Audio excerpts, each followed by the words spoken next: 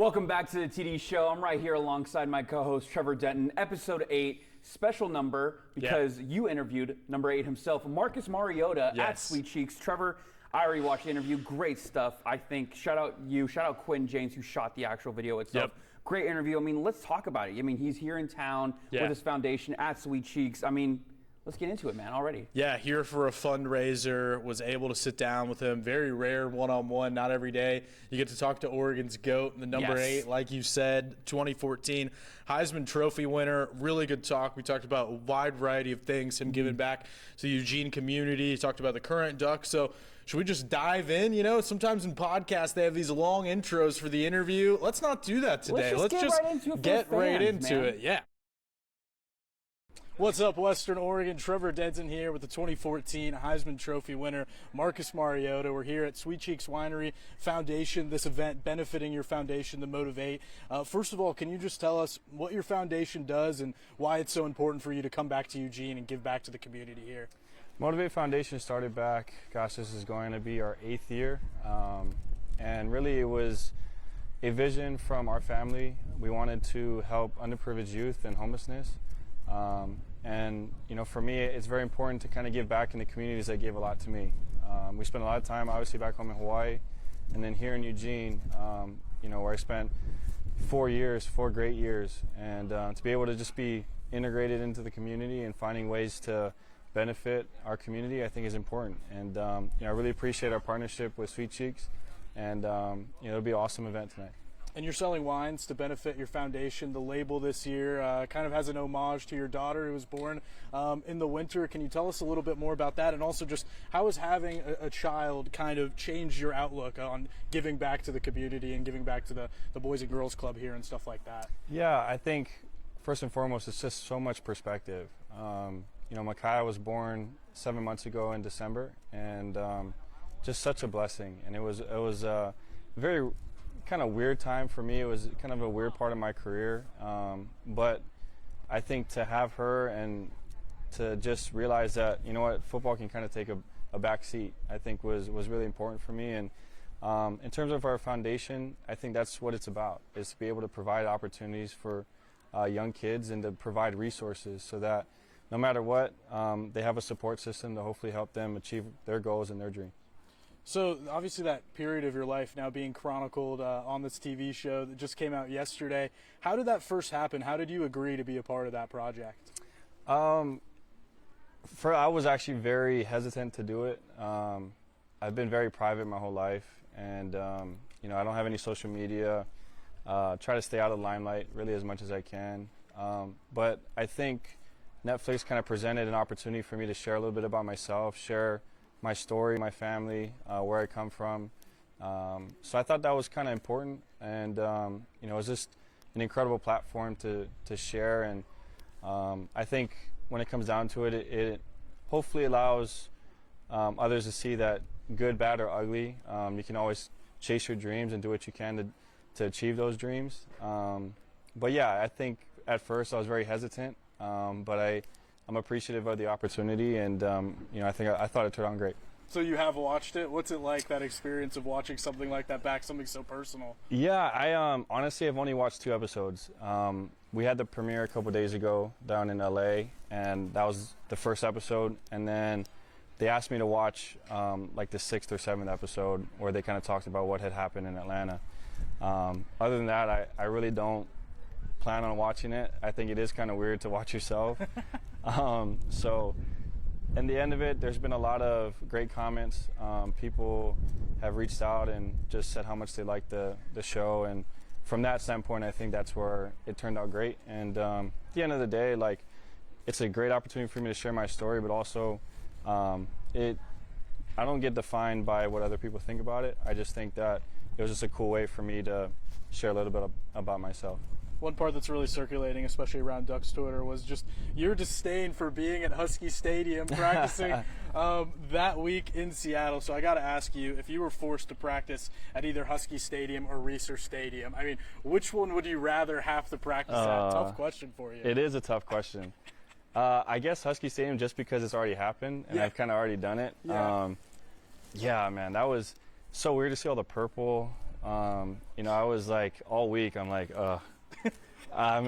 someone's gonna just give me a bad time about it. But we appreciate Washington for giving us a chance to train there, and it was nice to be in the Pacific Northwest during that time of the year, and it was a fun week for me. Yeah, that purple and gold. You're not a fan of that color combination at all. I love that. That was a very funny part of the documentary. Let's talk about the Ducks now a little bit. Bo Nix going into his final year. I know you had a very special final year here in Eugene. What are you looking forward to the most when it comes to his 2023 season, second year under Dan Lanning? Yeah, experience. I think he's played in some very high-level games, has played at a high level, especially last season, and just being able to use that experience and use it as an advantage. I'm excited. I think he's prepared well, he's healthy, and when it comes down to it, it's guys like him who have been through it all that can lead a team, and all those experiences will help the Ducks team out. What kind of advice do you give him about kind of handling that pressure of coming back for your senior year when all the expectations are kind of on your shoulders? Just be himself. Yeah. I'd just be genuine about it, be the leader that you've always been, and don't press. I think that's always been a very important tool, is that when you relax and you play your game, a lot of things just fall into place. When you looked at that offense with Kenny Dillingham last year, obviously new coordinator coming in, but seems like they want to keep things kind of the same. Does it remind you at all of some of the offenses that you kind of ran at Oregon? Do you see some similarities there? Yeah, definitely some similarities, and I think it's really awesome being able to incorporate the quarterback in both the run game and the pass game. Bo's just such a great athlete, and to be able to use that as an advantage for our offense, I think is very important and very critical. And I think it gets him into a rhythm really easily too. So I think that's what's exciting about this offense coming up this year is it's year 2 in it, and I'm looking forward to seeing what Bo can do. What's your favorite thing about returning to Eugene in general? Oh man, the community, the people. I think Eugene's such a special place. Just the amount of support and love that I've had it's been 10, 11 years now. And it's just a special place. I think for me, I came here when I was 17 years old, and I was a kid that grew up in the middle of the Pacific that had a kind of a Hawaiian pigeon and could barely kind of figure out how to get to class. And I kind of grew up in that 3.5 years I was here, and that's why I think for me and my family, especially my wife, where we met, it's important for us to be around because no matter what, Eugene gave us so much, gave us our family, gave us this incredible opportunity and career that I've had. So that's why it's important for me to be a part of Sweet Cheeks and be a part of Boys and Girls Club, to just try to hopefully make an impact and make a difference in this community. Giving back to that community that gave a lot to you. Thank you so much for your time, Marcus. We really appreciate it. Absolutely. Enjoy tonight's meet and greet and event. Thank you very much. Yep. Appreciate it. Thank you. Thanks, man. So there it was, really fun conversation with Marcus. Yeah. I'm just so struck by how chill he is. I felt the aloha washing over me just being in his presence. Such a chill, down-to-earth guy despite all the success he's had. And what did you think of our conversation, Danny? I thought it was a great conversation. I mean, I agree. I don't know if it's this thing about Oregon quarterbacks. Him, Justin Herbert, potentially Bo Nix, all just really laid-back, down-to-earth guys, not really sticking to social media. They're just, doing their thing, living life. I thought it was a great interview. I loved the part where, he's just, my favorite was how he kind of like groaned and like winced a little bit when talking about going up to UW, practicing up there. And then, of course, he was like, oh, well, shout out to the University of Washington. But overall, I thought the interview was great. I loved, when that shout out to University of Washington was definitely not real, Not a real apology. No love not a real lost. I loved his disgust for that. Was hilarious. No, and then I loved, too, when he talked about quarterback and, him not being a more like in the media kind of guy. He was even like, I've only watched like 2 episodes. I mean, he's like a famous Oscar-winning actor. They don't watch their own work. They just let they let other viewers, interpret it as their own. But yeah, I thought it was a great interview. Mariota, like you said, very down to earth. I love when he was talking about Bo Nix and talking about this team and just how I loved how you mentioned how it's like you kind of see the glimpses with that like explosive offense. Yeah. But overall, great interview, Trevor. I mean, seriously, great stuff. A really, really fun talk. I wish I had gone a little more maybe into the Falcons exit, but we only had so much time with them. Had to kind of hit busy man and get into the Eagles. We talked a little bit about that before the interview. How excited he is to reunite with Devin Allen out there on Philadelphia. Yeah. What a reunion there from that 2014 squad. Very interested to see how this upcoming year goes. I think, going to the Eagles, a team we thought he might end up on when they had Chip Kelly at some point, and going to the Eagles, backing up Jalen Hurts, I think is going to be a good system for him. I agree. After what happened in Atlanta. So Yeah.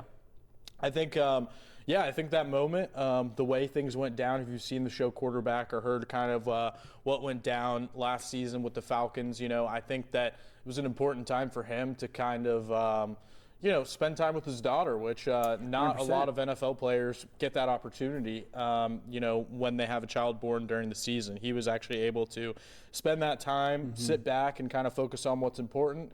And I think he's in a good place with his career right now, and understanding that it doesn't fully define him. I liked what he said too about the documentary. It's like, this doesn't fully, other people's opinions of me don't define me. We did the interview. It was a good chance for me to share my platform, but I'm not beholden to other people's opinions, and I think that's why he doesn't feel like he needs to watch the entire thing.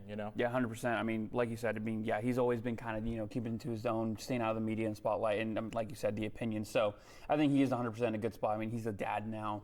Yeah. I mean, his life's completely different now from when he first came into the league. So, yeah, I mean, happy for him. Love Mariota. Awesome. Still can't watch the thing on Netflix, though, because they got that password crackdown. So I can't even watch the show. I can't even watch it. So I have to go. Yeah. I go home at the end of the month, so I'll watch it then. But Yeah, it's a good watch. It's a good watch. I was specifically interested in the Mariota parts. Obviously preparing for this interview, but just working here also, and you could feel his chillness, his humbleness, his humility throughout that documentary. Yeah, the same thing. It locked me out of my parents' Netflix because we're not going to get our own Netflix accounts. We're in our 20s. We're not going to do that. But randomly, one day, miraculously, it just let me right back in. It was like the gates opened again, and I was able to watch Quarterback. I have to give it a retry. Yeah, I was about to start a free trial on my brother's email or something, maybe get his card on there or something, and I was able to watch it. So really fun episode of the TD show, man. I feel like we are rolling here. We've had a UFC fighter on. We've had Tyler Dean, the director of scouting. Definitely check out that episode. Yes, that was 40 minutes of really good stuff.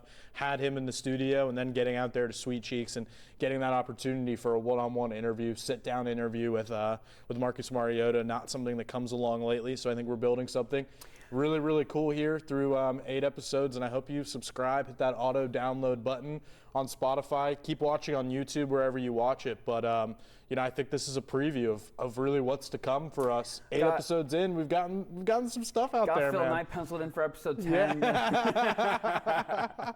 But Herbert would be a tough one to get. If that let's come up with our bucket list right now. How about Devin that? Allen.